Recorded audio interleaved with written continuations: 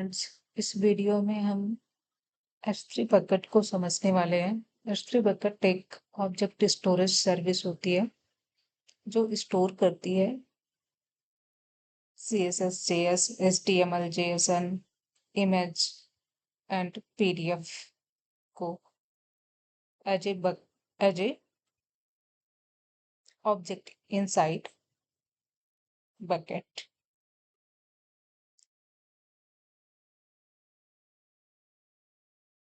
Object जो है object क्या होती है, क्योंकि ये सारी फाइलें S3 में ऑब्जेक्ट की तरह स्टोर होती हैं।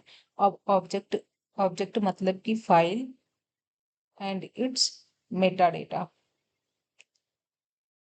मेटा डेटा का मतलब कि इंफॉर्मेशन अबाउट द फाइल। अगर हमने कोई फाइल स्टोर की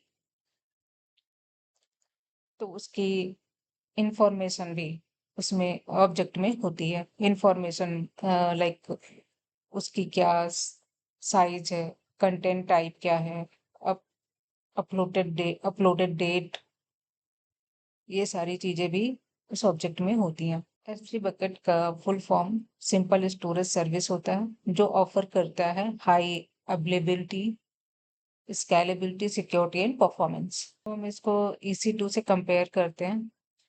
फ्रेंड्स, S3 में कोई ऑपरेटिंग सिस्टम नहीं होता, रैम CPU नहीं होता है, और EC2 को जब हम क्रिएट करते हैं तो वहाँ पे हम कॉन्फ़िगर करते हैं कि कितना CPU चाहिए, कितना रैम चाहिए, कौन सा ऑपरेटिंग सिस्टम चाहिए। ये सारी चीजें EC2 में हम कॉन्फ़िगर करते हैं। और स्टोर स्टोरेज के लिए हम EC2 को यूज करते हैं। जैसे कि अगर इमेज, CSS, HTML, ये सारे के लिए हम S3 को कॉमनली यूज करते हैं। ये ऐसा नहीं है कि हम EC2 को भी बहुत सारी जगह पे यूज करते हैं, बट अभी और आगे समझेंगे हम। और अगर एप्लीकेशन स्प्रिंग बूट या जावा एप्लीकेशन या किसी भी लैंग्वेज में आपका ये एप्लीकेशन है तो उसको रन करने के लिए EC2 चाहिए। उसको हम एप्लीकेशन को हम S3 में नहीं रखते। S3 में हम स्टैटिक वाली चीजें रखते हैं, तो JS, HTML, PDF and image, ये सारी चीजों को। अगर आपसे पूछा जाए कि इसकी भी जो है EC2 में हम क्यों ये सारी चीजें HTML, CSS, JS, ये सारी चीजें रखना चाहिए या नहीं रखना चाहिए, रिकमेंडेड है कि नहीं है। फ्रेंड्स, HTML, CSS, JS, ये सारी चीजें रिकमेंडेड भी हैं। दोनों में हम रख सकते हैं, S3 में भी और EC2 में भी। दोनों में भी रिकमेंडेड भी हैं, बट वो डिपेंड करता है कि कब S3 में रखना है, कब EC2 पे रखना है। ऐसा नहीं है, रिकमेंडेड भी है, बहुत सारी जगह पे ऐसा होता भी है कि EC2 में भी रखते हैं सारी चीजों को, और बहुत सारी जगह पे S3 में रखते हैं। लेकिन हम एक एग्जांपल के साथ समझते हैं कि अगर आपको एक HTML, CSS, JS जो भी है उसको हम अगर EC2 में रखते हैं, S3 में ना रख के EC2 में रखते हैं, तो क्या होगा। अगर हम सपोज आपका एक कोई सर्विस है, उसकी मल्टीपल इंस्टेंसेस पे वो रन हो रहा है। कोई सर्विस, आपका प्रोजेक्ट माइक्रो सर्विस आर्किटेक्चर पे है, एप्लीकेशन माइक्रो सर्विस आर्किटेक्चर पे है, उसमें कोई सर्विस है, मान लीजिए ऑर्डर सर्विस है, वो मल्टीपल इंस्टेंसेस पे रन हो रहा है। अब उसको कोई इमेज चाहिए या कुछ CSS, JS चाहिए, तो अगर हम EC2 में रख देंगे, मल्टीपल इंस्टेंसेस पे वो रन हो रहा है, 6-7 इंस्टेंसेस पे रन हो रहा है, अगर हम एक EC2 में रखे हैं तो वो शेयर शेयर नहीं होगा अदर इंस्टेंस को।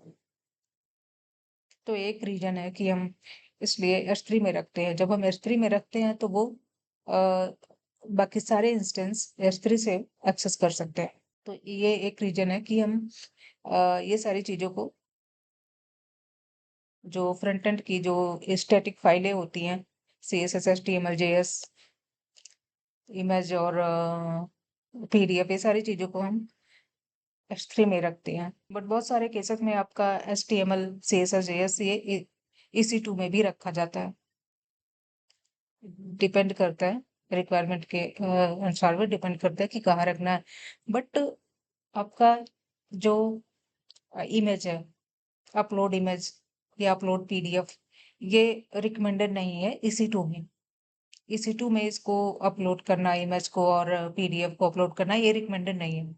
पॉसिबल है बट रिकमेंडेड नहीं है, ये ऐसा नहीं किया जाता है, क्योंकि फ्यूचर में अपलोड करते करते EC2 की साइज फुल हो सकती है, क्योंकि इसमें लिमिटेड स्टोरेज होती है। EC2 की स्टोरेज लिमिटेड होती है, इसलिए यहाँ पे हम उसको नहीं करते हैं, क्योंकि वो फ्यूचर में अपलोड करते करते बहुत ज़्यादा साइज हो जाएगी, अगर PDF की इमेज की, तो फुल हो जाएगी, इसलिए इसमें नहीं करते। और S3 अनलिमिटेड होता है।